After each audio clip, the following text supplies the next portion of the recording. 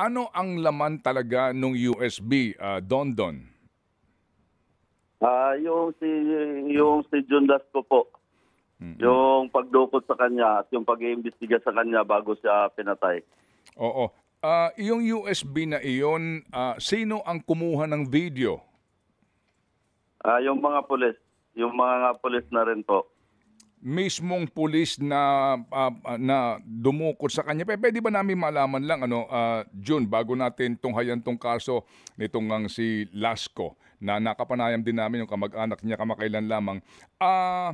Itong focus lang muna natin doon sa 34 na mga sabungero na nawawala nga per record, bagamat sinasabi mo nga na higit 100 na mga sabungero ang umano ay pinatay at nawawala nga ngayon.